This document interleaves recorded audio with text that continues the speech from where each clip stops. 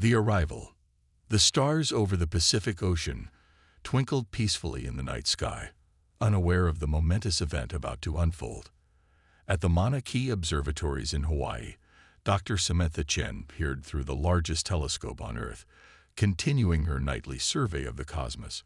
It was a routine she had followed for years, searching for new celestial bodies and phenomena.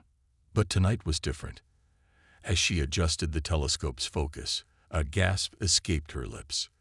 There, at the edge of the solar system, was something impossible. A massive object had appeared out of nowhere, its size dwarfing anything humanity had ever encountered. "This can't be right," she muttered, double-checking the readings. But the data didn't lie. The object was real, and it was moving, heading directly towards Earth. Within hours, observatories around the world confirmed Dr. Chen's discovery. The news spread like wildfire through scientific communities, government agencies, and eventually to the public. An alien ship, larger than any human construct, had entered the solar system. In Washington, D.C., President Elena Rodriguez sat in the Situation Room, surrounded by her top advisors and military officials.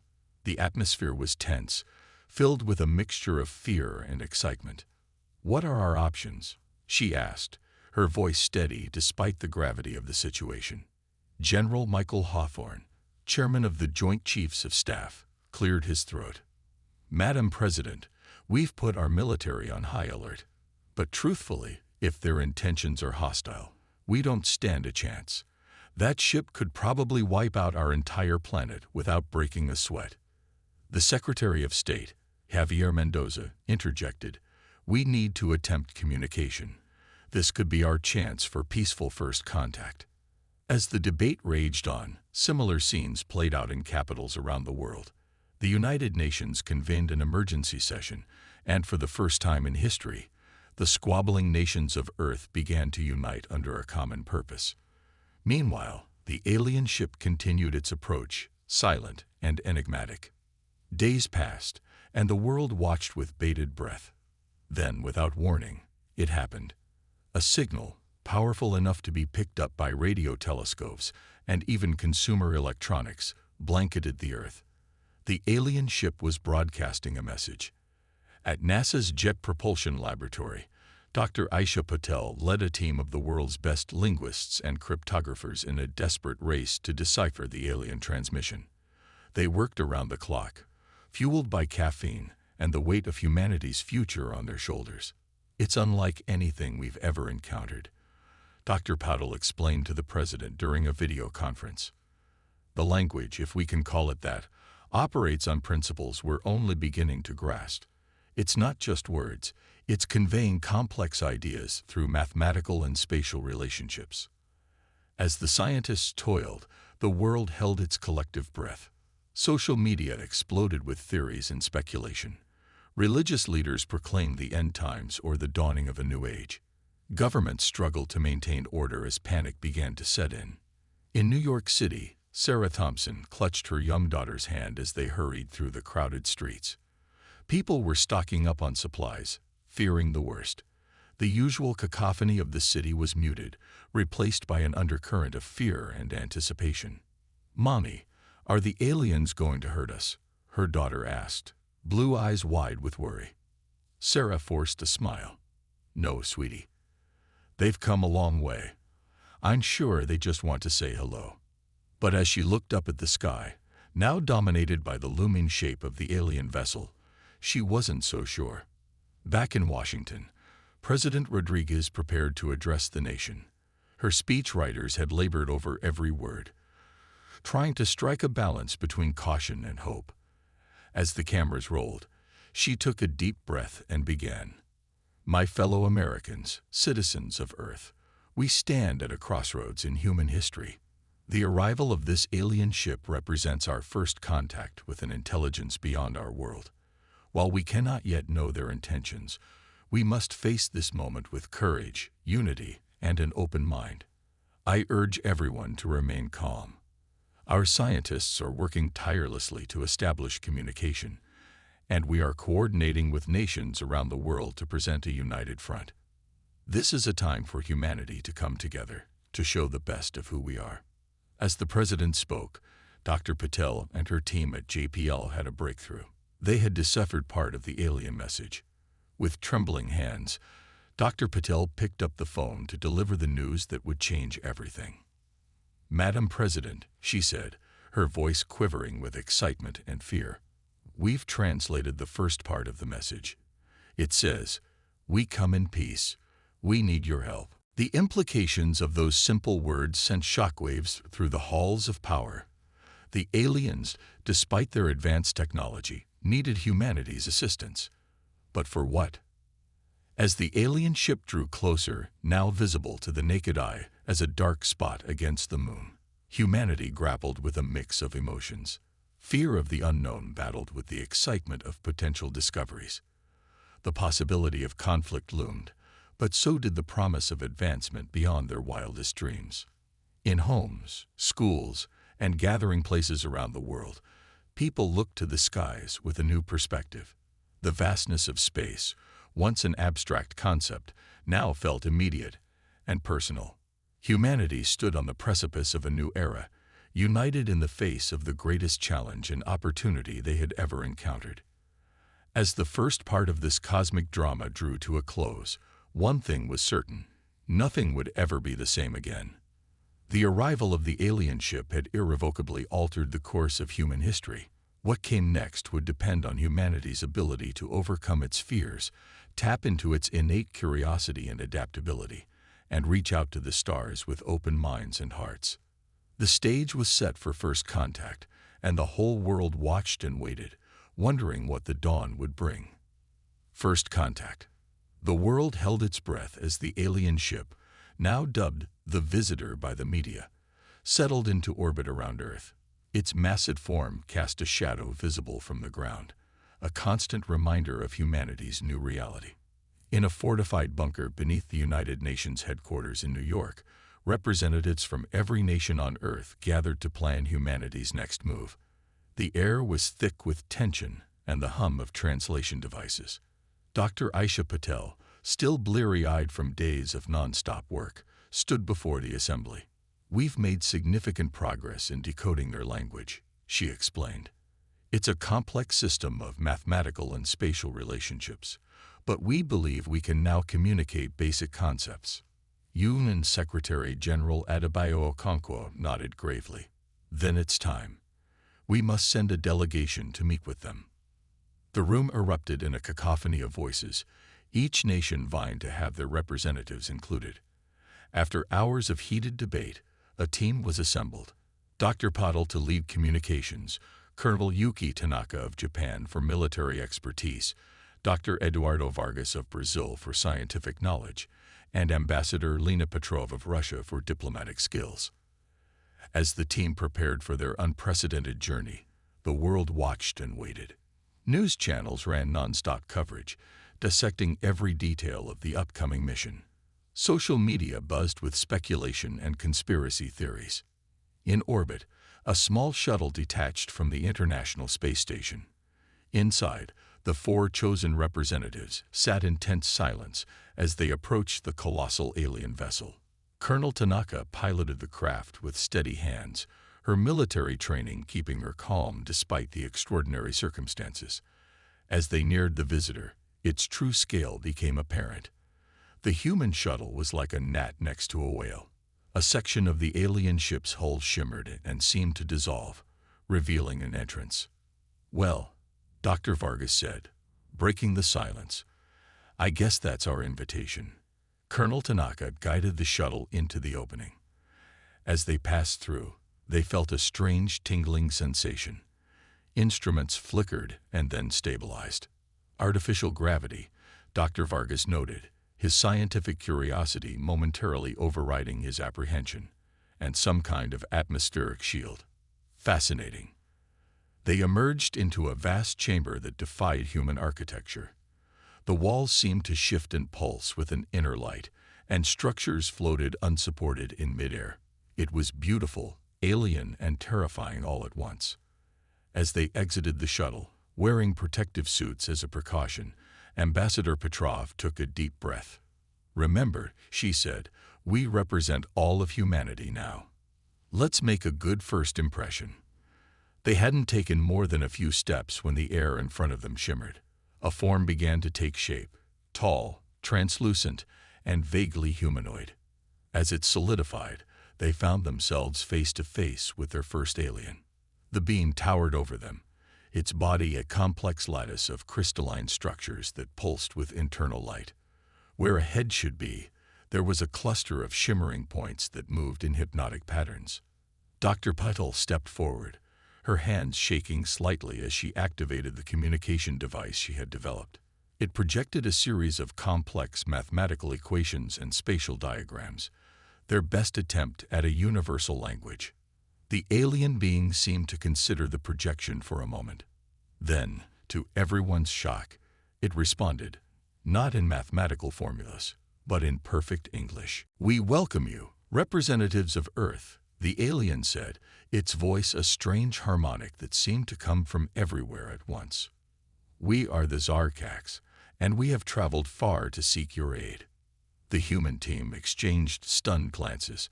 Ambassador Petrov, recovering first, stepped forward.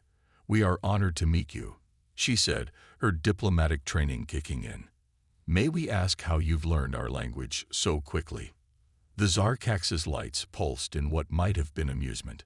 "We have been observing your world for some time, studying your transmissions. Your languages are primitive, but not difficult to master." Colonel Tanaka tensed at this, her military mind immediately considering the security implications. Dr. Vargas, on the other hand, leaned forward eagerly. "Your technology is incredible," he said. "The scientific advancements we could learn from you." The Zarkax interrupted, its tone taking on a note of urgency. "There will be time for exchange of knowledge. But first, we must speak of why we have come. Our world is dying, and we believe Earth holds the key to our survival." This declaration hung in the air, its implications slowly sinking in. The humans had come prepared for many scenarios: peaceful exchange, technological marvels, even the possibility of conflict. But this was unexpected. Ambassador Petrov, ever the diplomat, chose her words carefully. "We are, of course, willing to listen and help if we can, but we must understand more about your situation and what exactly you're asking of us." The Zarkax's form shimmered, and suddenly the chamber around them transformed. They found themselves surrounded by holographic images of a strange world, crystal spires reaching into purple skies, vast oceans of liquid metal, and beings like their host moving through it all. "This is our home," the Zarkax explained, or rather, what it once was. The images shifted, showing the crystal spires crumbling, the oceans boiling away, the Zarkax themselves dimming and fragmenting. "Our star is dying," the alien continued. "It's entering a phase that is destroying our world. We have searched the galaxy for a solution, and our studies show that Earth's biosphere contains unique elements that could save us, but we need your help to adapt them to our physiology." The human team absorbed this information in stunned silence. The fate of an entire alien civilization potentially rested in their hands, but the implications for Earth were enormous. What would this mean for their own world, their own future? Dr. Patel, her scientific mind racing, asked, "What specific elements do you need, and how would the process of adapting them work?" As the Zarkax began to explain, delving into concepts that pushed the boundaries of human scientific understanding, tensions among the team became apparent. Dr. Vargas was fascinated, eagerly discussing possibilities. Colonel Tanaka remained guarded, concerned about potential threats to Earth. Ambassador Petrov tried to steer the conversation towards the diplomatic implications. Hours passed as they talked, each new piece of information raising more questions. The complexity of the situation became increasingly clear. This wasn't just about first contact anymore. It was about the survival of one species and the potential transformation of another. As their initial meeting drew to a close, the human team prepared to return to Earth. They had volumes of information to report, decisions of unimaginable consequence to consider. The Zarkak's escort led them back to their shuttle. As they prepared to depart, the alien said, "We await your world's decision. But know this, time is short, for us and perhaps for you as well." With those ominous words hanging in the air, the team began their journey back to Earth. As they flew away from the alien ship, each of them grappled with the weight of what they had learned. They had come seeking answers, but had found instead a cosmic dilemma. The future of two worlds now hung in the balance, and the decisions made in the coming days would shape the destiny of both humanity and the Zarkaks.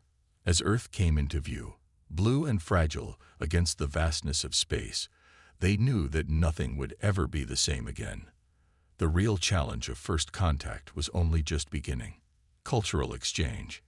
In the weeks following the initial contact, Earth buzzed with activity.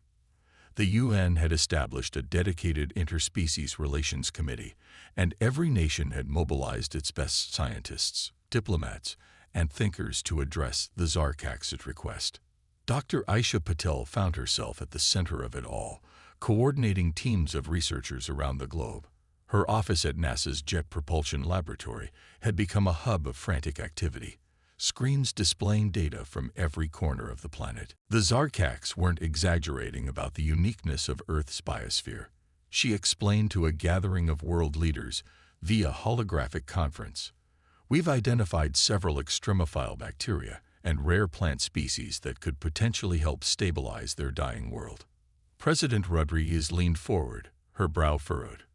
"And what would be the impact on our ecosystem if we were to share these resources?" Dr. Eduardo Vargas, now heading the scientific liaison team, chimed in. "Minimal, Madam President. These are species that exist in very specific, often extreme environments. Their removal wouldn't disrupt the broader ecosystem." As the discussion continued, it became clear that helping the Zarkaks was not just a moral imperative, but also an opportunity. In exchange for Earth's biological resources, the aliens had offered to share some of their advanced technology, particularly in the fields of energy production and space travel. The potential for advancement was staggering: clean, unlimited energy, the ability to explore and potentially colonize other planets, cures for diseases that had plagued humanity for centuries. It seemed too good to be true. And for some it was. Colonel Yuki Tanaka, speaking from a military base in Tokyo, voiced the concerns of many. "We must proceed with caution," she warned. "While the Zarkaks appear peaceful, we know very little about their true capabilities or intentions. We must be prepared for any eventuality." Despite these concerns, the prevailing mood was one of cautious optimism. Humanity had been offered a chance not just to save another species, but to catapult itself into a new era of technological advancement. As Earth's governments debated and prepared, the Zarkaks made an unprecedented offer. They invited a small group of humans to visit their ship, to learn more about their culture and the challenges they faced. The chosen delegation was a mix of scientists, cultural experts, and diplomats. Among them was Dr. Maya Suri, a renowned anthropologist known for her work with isolated human tribes. Her expertise in bridging cultural divides would be put to the ultimate test. As the human delegation boarded the shuttle to the Zarkak ship, Dr. Suri felt a mix of excitement and trepidation. "Remember," she told her colleagues, "we're not just scientists or diplomats now. We're ambassadors for all of humanity. Everything we do, every reaction we have, will shape the Zarkaks' perception of our species." The journey to the alien ship was short, but for the humans on board, it felt like crossing an unimaginable divide. As they docked and entered the vast, shimmering interior of the Zarkaks vessel, they were greeted by a group of the crystalline beings. Communication was still a challenge, despite the advances made by Dr. Patel's team. The Zarkaks thought in concepts that often defied easy translation into human languages. Yet, as the days passed, understanding began to grow on both sides. The humans were in awe of Zarkak's technology. They witnessed energy fields that could manipulate gravity, computational systems that made Earth's most advanced supercomputers look like abacuses, and medical techniques that could restructure living tissue at a molecular level. Dr. Vargas spent hours in deep discussion with Zarkak scientists, his mind reeling at the implications of what he was learning. Their understanding of physics goes beyond anything we've imagined, he reported back to Earth. They don't just use technology. They shape the very fabric of reality. But it wasn't all one-sided. The Zarkaks, for all their advanced technology, were fascinated by human creativity and adaptability. They marveled at art and music, concepts that were largely foreign to their mathematically oriented minds. When Dr. Suri introduced them to the works of Van Gogh and Mozart, the aliens' crystalline forms pulsed with new patterns, a sign of intense emotional response. How do you create such beauty from chaos? One Zarkax asked, its harmonic voice filled with wonder. The cultural exchange led to some humorous misunderstandings as well. When offered a traditional Earth meal, the Zarkax were baffled by the concept of eating for pleasure rather than pure sustenance. Their attempt to reciprocate by sharing their own food, a complex energy field, left the humans with tingling sensations and glowing fingertips for hours. As the days passed, both species began to see each other in a new light. The humans realized that for all their technological prowess, the Zarkax were a species facing extinction, filled with fear and hope. The aliens, in turn, began to understand the complexity and potential of humanity. One evening, as Dr. Suri was explaining the concept of families to a group of fascinated Zarkax, she received an urgent message from Earth. The UN had reached a decision. They would help the Zarkax, providing the biological samples needed to save their world. In return, the aliens would share specific technologies, carefully chosen to advance humanity without overwhelming them. The news was met with joy and relief on both sides. The Zarkax's crystalline forms glowed with intense light, a display of emotion that needed no translation. As the human delegation prepared to return to Earth to begin the next phase of the interspecies cooperation, Dr. Suri reflected on the enormity of what had transpired. Humanity had taken its first steps into a larger universe, forming a bond with a species from across the stars. But as she looked out at the vast expanse of space from the Zarkak ship, a small worry nagged at her. They had achieved so much in so little time. Perhaps too much, too quickly. Would all of humanity be ready to accept this new reality? And what unforeseen consequences might their decisions have? As if sensing her thoughts, one of the Zarkax approached. Its crystalline form shimmered in a pattern Dr. Suri had come to recognize as one of reassurance. The path ahead is uncertain, it said, its harmonic voice gentle. But together, we have taken the first steps. That is what matters. Dr. Suri nodded, taking a deep breath. The future was unknown, but it was filled with possibilities. Humanity and the Zarkax were no longer alone in the universe. Whatever challenges lay ahead, they would face them together. As the shuttle detached from the Zarkax ship and began its journey back to Earth, Dr. Suri and her colleagues knew they were carrying more than just scientific data and cultural observations. They were bringing hope, hope for the Zarkax, hope for humanity, and hope for a future where the stars themselves were within reach. The true impact of this cultural exchange was yet to be seen, but one thing was certain. The universe would never be the same again. Gathering storm. As news of the agreement between Earth and the Zarkax spread, the initial wave of excitement began to give way to a more complex reality. While many celebrated this new era of interstellar cooperation, others viewed the rapidly unfolding events with growing concern. In New York, the UN building had become the epicenter of a global debate. Nations argued over the distribution of Zarkax technology, each vying for a greater share of the alien knowledge.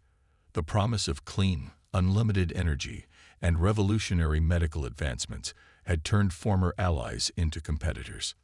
Dr. Aisha Patel watched the proceedings with a heavy heart. This isn't what we intended, she confided to Dr. Eduardo Vargas as they left yet another contentious meeting. We're supposed to be united in this endeavor, not squabbling like children over new toys. Vargas nodded grimly. And it's not just governments. Have you seen the protests?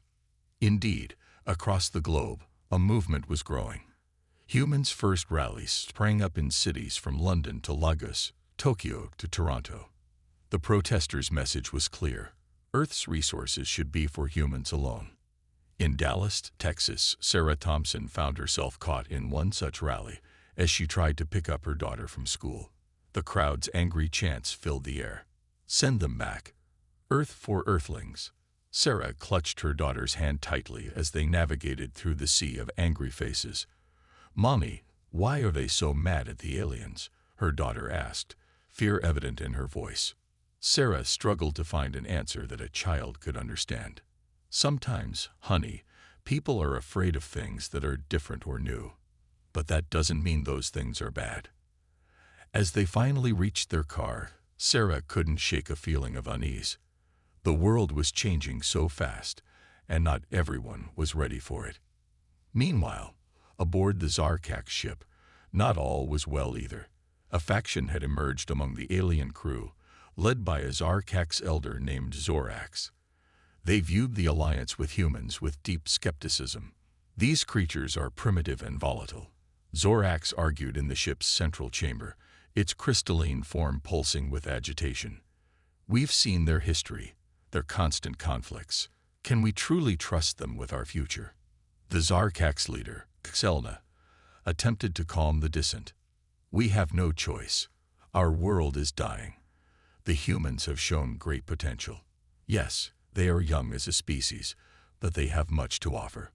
But Zorax and its followers were not easily swayed. They began to formulate plans of their own, believing that more drastic measures might be necessary to ensure their species' survival. As tensions simmered on both sides, a series of incidents began to escalate the situation. On Earth, a group of extremists attacked a facility preparing biological samples for the Zarkaks, destroying months of work and irreplaceable specimens. Colonel Yuki Tanaka, now heading Earth's newly formed Interstellar Security Division, was tasked with investigating the attack. As she sifted through the wreckage, her worst fears seemed to be coming true. "This isn't just vandalism," she reported to President Rodriguez. "This was a coordinated strike. Someone is actively trying to sabotage our alliance with the Zarkaks." The president's face was grim on the secure video link. "Do what you need to do, Colonel. We can't let a few extremists jeopardize everything we've worked for." But it wasn't just Earth facing internal strife. Aboard the Zarkak ship, a series of mysterious malfunctions began to plague crucial systems. Dr. Mayasuri, who had remained on the ship as a cultural liaison, noticed an increasing sense of paranoia among her alien hosts. "Something's not right," she confided in a secure transmission to Dr. Patel. "The Zarkaks are becoming more secretive, more guarded. I fear there's a faction here working against the Alliance as well." As both species grappled with these internal divisions, the exchange of knowledge and resources continued, but now under a cloud of suspicion. Each side began to hold back, fear and mistrust eroding the foundation of their newfound relationship. The situation came to a head when a human scientist, Dr. Alex Chen, made a startling discovery while working with Zarkak's technology. He found evidence that the aliens' need might be far more urgent than they had initially disclosed. According to his calculations, the Zarkak's homeworld had mere months, not years, before it would become uninhabitable. When confronted with this information, the Zarkak's leadership was evasive, neither confirming nor denying Dr. Chen's findings. This perceived deception sent shockwaves through Earth's scientific and political communities. "They've been lying to us from the start," Colonel Tanaka argued in an emergency session of the UN Security Council. "Who knows what else they're hiding? We need to suspend all cooperation until we get the full truth." But Dr. Patel pleaded for calm. If Dr. Chen's findings are correct, then the Zarkaks are acting out of desperate need, not malice. Cutting them off now could doom their entire species, As the debate raged on Earth, the situation aboard the Zarkak ship was reaching a boiling point. Zorax and its followers, convinced that humans would ultimately betray them, began to advocate for more drastic action. "We should take what we need by force," Zorax declared. "The humans are divided and vulnerable. We have the technology to overwhelm their defenses."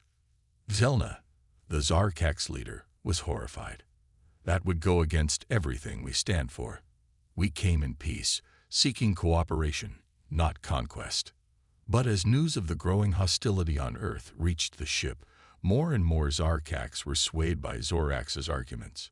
The crisis came to a head when a human military vessel, acting on faulty intelligence, fired a warning shot at the Zarkak ship, believing it was preparing to attack. Though no real damage was done, the incident shattered the last vestiges of trust between the two species. On Earth, military forces were put on high alert. The Zarkak ship, previously in a stable orbit, began to power up its advanced propulsion systems. Both sides, driven by fear and misunderstanding, stood on the brink of a conflict that could devastate both worlds. Dr. Suri, watching in horror as events unfolded around her, realized that everything they had worked for was about to be destroyed. With communications between Earth and the Zarkak ship breaking down, she knew she had to act. Risking everything, she managed to send one last transmission to Dr. Patel. "It's all a misunderstanding. There are those on both sides working to undermine us. We need to expose the truth before it's too late. Find Dr. Chen. I'll do what I can here. We have hours, maybe less, before this escalates beyond control." As her message cut off, alarms began to blare throughout the Zarkak ship. On Earth, military commanders awaited orders, fingers hovering over buttons that could launch devastating weapons. The clock was ticking. The fate of two worlds hung in the balance. And in the vast, cold expanse of space, the promise of a new era of interstellar cooperation teetered on the edge of catastrophe. United we stand. The alarms blaring through the Zarkak ship and the war rooms of Earth's military installations created a cacophony of impending doom. Humanity and the Zarkaks stood at the precipice of a conflict that could annihilate both species. But in this darkest hour, a spark of hope remained. Dr. Aisha Patel, her hand shaking but her resolve firm, replayed Dr. Maya Suri's final transmission. "Find Dr. Chen," Maya had said. With time running out, Aisha knew this was their last chance to prevent catastrophe. She reached out to Colonel Yuki Tanaka, hoping the military woman's resources could help locate the missing scientist. "Colonel, I know we've had our differences, but right now, finding Dr. Chen is our only hope of stopping this madness." To her surprise, Tanaka agreed without hesitation. "I've seen too much war, Dr. Patel. If there's a chance to prevent another, I'm in." As they coordinated their search, aboard the Zarkak ship, Dr. Suri was taking an enormous risk. Using the knowledge she'd gained during her time with the aliens, she managed to access the ship's internal communication system. "People of Earth, Zarkaks, please listen." Her voice echoed through the ship and was broadcast to Earth. "This conflict is based on misunderstandings and the actions of a few who fear change. We are on the brink of destroying everything we've worked for, everything we could become together." Her impassioned plea bought precious minutes as both sides hesitated, confused by this unexpected broadcast. Meanwhile, Dr. Patel and Colonel Tanaka had located Dr. Chen. He had gone into hiding, fearing retribution for his discovery. When they found him, he was a nervous wreck, but his brilliance shone through. "The Zarkaks," he explained frantically. "They're not lying about needing our help. But there's more. The process of saving their world, it could revolutionize how we terraform planets. We could solve Earth's climate crisis, colonize Mars, even venture beyond our solar system." As this revelation sank in, they realized the true magnitude of what was at stake. It wasn't just about saving the Zarkaks. It was about securing a bright future for humanity as well. With renewed determination, they raced against time to spread the truth. Dr. Patel used her scientific contacts, Colonel Tanaka, her military channels, and Dr. Chen provided irrefutable data. Slowly, the tide of public and political opinion began to turn. On the Zarkak ship, Dr. Suri's words had sown seeds of doubt among those who were calling for aggressive action. Tahilna, the Zarkak's leader, seized this moment to confront Zorax and its followers. Look at what fear and mistrust have brought us to. Zelna's harmonic voice resonated with emotion. We came seeking help, offering friendship. Are we to abandon our principles so easily? Are we no better than those we fear? The ship's central chamber fell silent as the Zarkaks grappled with this question. In that moment of reflection, the more aggressive factions began to stand down. As tensions eased on the Zarkak ship, Earth's leaders were also stepping back from the brink. President Rodriguez, emboldened by the new information and the turning tide of public opinion, took to the global stage. People of Earth, we stand at a crossroads, her voice carried across the world. We can choose fear and conflict, or we can embrace this unprecedented opportunity for growth and cooperation. The Zarkaks need our help, yes, but we need them too. Together, we can forge a future brighter than either of us could achieve alone.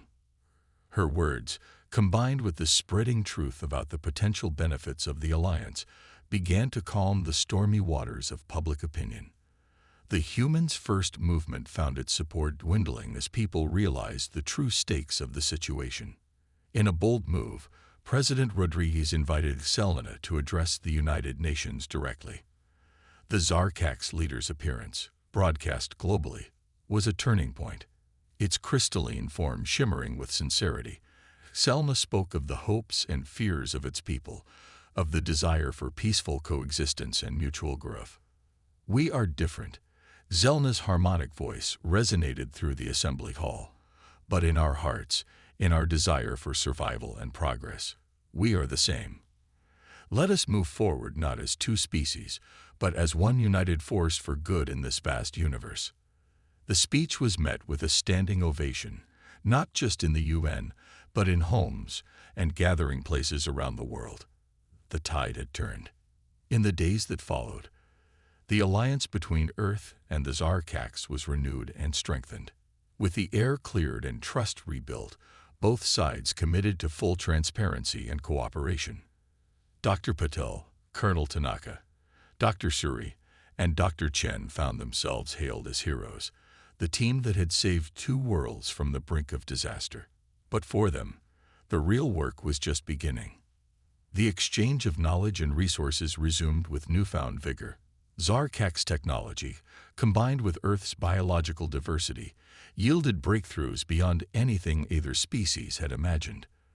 The process of saving the Zarkak's homeworld became a model for terraforming, opening up new possibilities for human expansion into space. On Earth, clean energy revolutionized industries and economies. Medical advancements eradicated diseases that had plagued humanity for centuries. The first joint human Zarkak space mission was launched, a symbol of the new era of cooperation. As Sarah Thompson watched the launch with her daughter, seeing humans and Zarkaks working side by side, she felt a swell of hope. "You see, honey," she said, hugging her child close. "This is what happens when we choose to understand instead of fear, when we stand united instead of divided." The girl nodded, her eyes wide with wonder. "Do you think I could visit the Zarkak's world someday, Mom?" Sarah smiled. "I think you can do anything you set your mind to, sweetheart. The universe is open to us now." As the joint mission ship disappeared into the stars, carrying the hopes and dreams of two species, Earth and the Zarkaks stood united, ready to face whatever challenges the cosmos might bring. They had weathered the storm and emerged stronger, wiser, and more united than ever before. The dawn of a new era had truly begun, one where the combined strength, creativity, and determination of humanity and the Zarkaks would shape the destiny of not just two worlds, but potentially the entire galaxy. As night fell on Earth, the stars seemed to shine a little brighter, a cosmic applause for the momentous step two vastly different species had taken together. The future, once uncertain and frightening, now gleamed with limitless potential.